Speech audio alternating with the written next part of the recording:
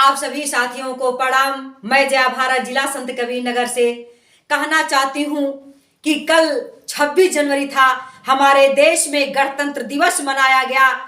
और गणतंत्र दिवस का मतलब कि कल के दिन हम पूर्ण रूप से स्वतंत्र हो गए। हमारे यहाँ संविधान का राज आ गया, कानून का राज आ गया। और कल के दिन 26 जनवरी 1950 में हमारा संविधान लागू हो गया।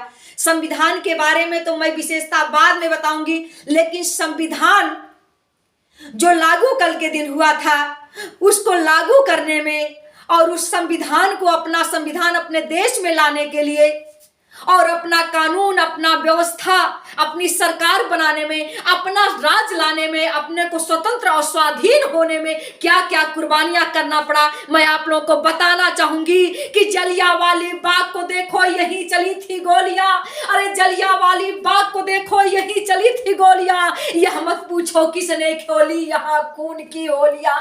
एक तरफ बंदूक धनाधन, एक तरफ बंदूक धनाधन, एक तरफ की टोलियां। अरे मरने वाले बोल रहे थे इंकलाब की बोलियां। साथियों, बहुत ही अथक प्रयास और महान बलिदानों के द्वारा ये आजादी आई। और आजादी जब आ गई तो आजादी के बाद 1950 में हमारा संविधान लागू हो गया। अब आज हम एक लोकतंत्र के असली नागरिक हो गए। ये कितनी खुशी की बात है। लेकिन इस आजादी को लाने में बहुत ही ज्यादा दुविधा उठाना पड़ा। मैं बताना चाहती हूँ, उन शहीदों के इतिहास को याद करो। अरे उन शहीदों के इतिहास को याद करो। फांसियों पर चढ़े थे वतन के लिए।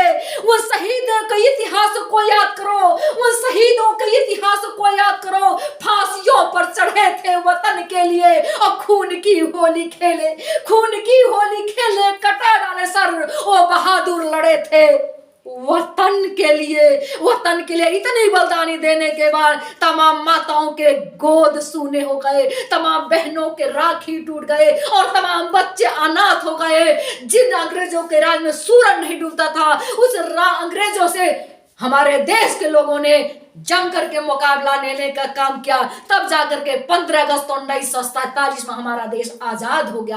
आज हम आजाद देश के निवासी हैं। आज हम मास्टर बन सकते हैं, हम डॉक्टर बन सकते हैं, हम इंजीनियर बन सकते हैं, हम मंत्री बन सकते हैं, हम प्रधानमंत्री बन सकते हैं, हम स्वतंत्र होकर के अपनी बात रख सकते हैं, हम लोकतंत्र में एक अच्छी सरकार बना सकते हैं और अच्छी एक सरकार बन सकते हैं। ये ताकत हमारे उन देशभक्तों ने दिया।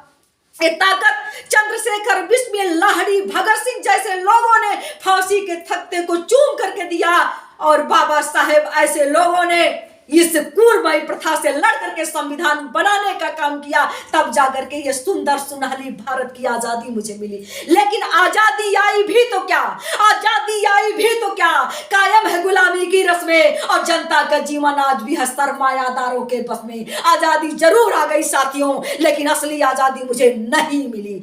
अभी असली आजादी हमको मिला ही नहीं, क्योंकि मैं सोच रही हूँ भारत का उद्धार भला कैसे होगा। मैं सोच रही हूँ भारत का उद्धार भला कैसे होगा और भारत के लोगों में भला सुविचार भला कैसे होगा। जो बीड़ी सिगरेट पीते हैं, हिप्पी कट बाल रखाते हैं, जो बीड़ी सिगरेट पीते हैं, हिप्पी कट बाल रखाते हैं, उनकी सब इज्जत करते हैं, उनसे सब हाथ मिलाते हैं। ऐसे समाज में सज्जन का सत्कार भला कैसे होगा। अब मैं सोच रही हूं भारत का उद्धार भला कैसे होगा। मैं विचार कर रही हूँ कि हमारी भारतीय संस्कृति की, हमारी भारतीय सभ्यता की, हमारी भारतीय परंपरा की, हमारी भारतीय विकासता की ये सब कैसे होगा। हमारा देश काफी पीछे चला जा रहा है। आज शिक्षा के साथ खिलवाड़ किया जा रहा है। आज बाबा साहेब ने सिर्फ यही कहा था कि शिक्षा वो शेरनी का दूध है, जो पिएगा वो दहाड़ेगा। लेकिन आज शिक्षा के साथ भी खिलवाड़ किया जा रहा है। आज लगभग 2 महीने से विद्यालय बंद थे। अगर विद्यालय बंद थे तो अगर विद्यालय ठंडी के कारण बंद थे तो उसको खोलने के बाद सरकार की जिम्मेदारी होती है अतिरिक्त कमर क्लास लगा करके उन बच्चों को उस शिक्षा की पूर्ति किया है। जो 2 महीना वो बैक हो गए, लेकिन कोई गम नहीं। फीस तो लगता गया, लेकिन बच्चों को और पूरे देश को अपंग बनाया जा रहा है। पूरे देश में यही एक नारा गूंज रहा है कि देश को अपंग बना दो। लोगों को आज 5 किलो राशन दे करके सरकार हमारे समाज की आत्मनिर्भरता को खत्म करने का साजिश कर रही है। मैं ये कहना चाहती देशभक्तों से, देश के वासियों से और देश की माताओं बहनों नौजवान साथियों से, उठो और अपने आप को संभालो, अपने आप को जागो और जाकर के विचार करो। तुम 5 किलो राशन पे बिकने वाले नहीं हो, तुम तो कई कुंतल अनाज पैदा करने वाले, मिट्टी से सोना, अभ्रक, लोहा और अमृत पैदा करने का काम करते हो। तुम आलू, मटर, चना, किराए, तमाम जो अमूल्य अमूल होती है केसर तक पैदा करने वाले आपके अंदर ताकत 5 किलो राशन पे बिकने का काम किया। क्या यही गांधी जी ने, क्या यही चंद्रशेखर ने, क्या यही बिस्मिल ने, क्या यही लाहिड़ी ने, क्या यही उधम सिंह ने अपनी जान की बाजी लगा करके हमको यही सोच करके दिया था कि आने वाले समय में हमारे लोग 5 किलो में, अगर 5 किलो में बिकना था तो इनसे अच्छे अंग्रेज थे। अरे 5 किलो 10 किलो से कम नहीं साथियों, 5 किलो में दम नहीं। 10 की एक आदमी एक महीने में 10 किलो खा जाता है और आप 5 किलो दे रहे हो तो 15 दिन भूखा रहेगा। अगर देना चाहते हो तो मैं आज ऐलान करती हूं 10 किलो दो। अगर 2 बार महीने में दे रहे हो तो 20 किलो दो, क्योंकि 5 किलो से 10 किलो से कम नहीं और 5 किलो में दम नहीं। लेकिन आज 5 किलो में बिक गया मेरा वतन, बिक गए मेरे लोग। जहां शिक्षा की गलियों पर, जहां शिक्षा में जाकर के विद्यालयों में लाइन लगाना चाहिए था, जहां जाकर के डॉक्टर, इंजीनियर, मास्टर, नेता, एक अच्छा नागरिक बनने के लिए लाइन लगाना चाहिए था, वहां से हट करके लोग राशन की दुकान पर 5 किलो लेने के लिए लगाने लगे। क्या दशा है इस देश की, क्या दुर्दशा है देश की। मैं सोच रही हूँ गांधी जी का, अंबेडकर जी का, चंद्रशेखर, बिस्मिल, लाहिड़ी, ऊधम, अशफाक जैसे का हृदय आत्मा रोता होगा।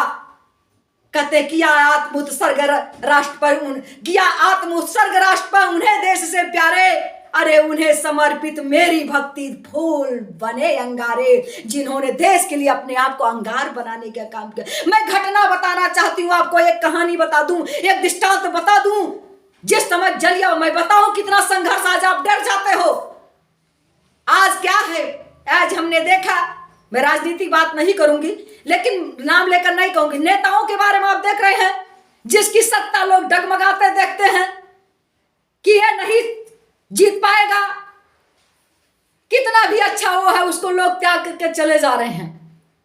अगर इसी तरह से अंग्रेजों के राज में हुआ होता तो हमारे देश के लोग उनके तलवे आज भी चाटते होते, कहते भैया अंग्रेज बहुत अच्छे हैं, कुछ लोग बदल जाते।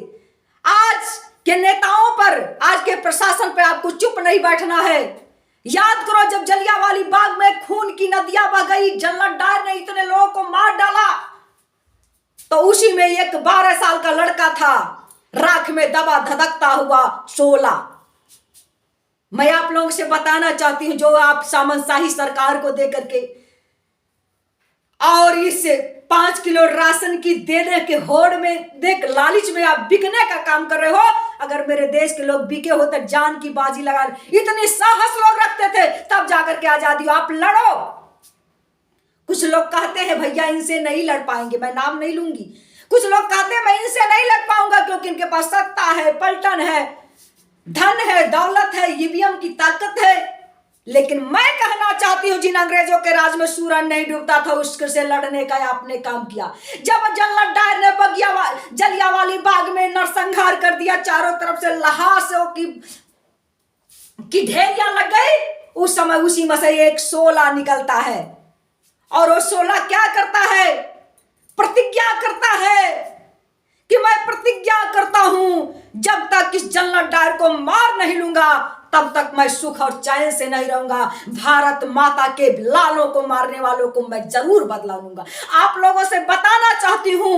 और 31 साल के बाद पहुंचता है, 31 साल की उम्र में वो बच्चा, 12 साल का बच्चा 21 साल के बाद, और जब 31 साल की उम्र हो जाती है तब पहुंच जाता है लंदन में। और लंदन के पार्लियामेंट में महारानी विक्टोरिया लॉर्ड जनरल डायर का स्वागत किया जा रहा था कि तूने भारत पर बहुत अच्छा शासन चलाया, तूने भारत से बहुत धन लूट कर लाने का काम किया, ये ब्रिटिश सत्ता तुम्हारा स्वागत करना चाहती है। और उसी समय हिंदुस्तान का एक नौजवान, ये भारत माता का एक लाल जो अपनी भरी जवानी को, जो अपने हुस्न को, जो अपने जिस्म को, जो अपने मान को और जो अपनी भारत माता की सम्मान को बचाने के लिए सिर्फ सब कुछ दांव पर लगा दिया, पहुंच जाता है उस पार्लियामेंट में और धड़ धड़ धड़ धड़ गोली चला देता है। जलना डायर वही ढेर हो जाता है।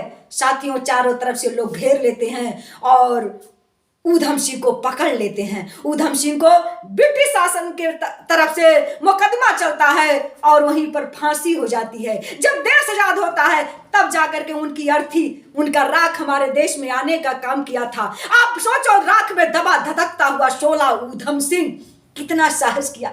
तो आप लोग भी खड़े हो अन्याय के खिलाफ, दुराचार के खिलाफ, भ्रष्टाचार के खिलाफ, महंगाई के खिलाफ, क्योंकि भारत माता रो रही हैं और भारत माता के आंसू पोंछने के लिए सभी लोगों को एक होना होगा और तब जाकर के इस भारत की गणराज्य व्यवस्था, भारत के संविधान की व्यवस्था, तभी हम संविधान को बचाएंगे, तभी हम सम्मान को बचा पाएंगे, तभी हम भारतीय संस्कृति को बचा पाएंगे, तभी आन मान को बचा पाएंगे, तभी आपके भविष्य को बचा पाएंगे। नहीं तो आप 5 किलो में बिक करके देश के शहीदों के सपने को चकनाचूर करने का काम कर रहे हैं और भारतीय माता को लजाने का काम कर रहे हैं। मैं कहना चाहती हूं आप लोगों, सभी देशवासियों और राष्ट्रवासियों से, जागो, उठो देश वालों, जगो, अब जरूरत पड़ी और थोड़ी गफलत हुई देश जल जाएगा।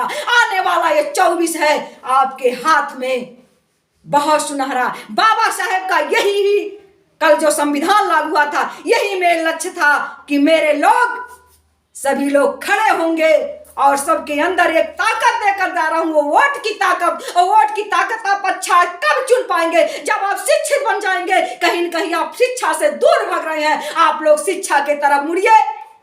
आप गूगल पर जितना सर्च करते हो उतना किताबों को सर्च करके, जितना आप सेल्फी लेने में सर्च करते हो उतना आप विद्या को पढ़ने में खर्च करिए। आने वाला समय आपका होगा और ये हमारे संविधान का, जो कल संविधान लागू होने का दिवस था, गणतंत्रता, पूर्ण गणतंत्रता आने जाएगा। नहीं तो साथियों, वो दिन दूर नहीं जब हमारे संविधान को भी लोग खत्म कर देंगे, जब हमारी आन मान शान के साथ लोग खेल जाएंगे। इसलिए मैं सभी देशवासियों से यही आह्वान करती हूँ, उठो, बांधो कमर, संभालो वर्दी, तैयार हो जाओ और बाबा साहेब के संविधान की बचाने की देरी है और अपने आन मान सम्मान की बचाने की देरी है, भारत की लोकतंत्र की व्यवस्था को बचाने की देरी है। आप लोग को तैयार होना है तो जागते रहना, सचेत रहना। मैं जया भारत आप सबको आगाह करते हुए यही कहना चाहती हूँ, यही कहते हुए सभी देशवासियों को जय हिंद, जय भारत।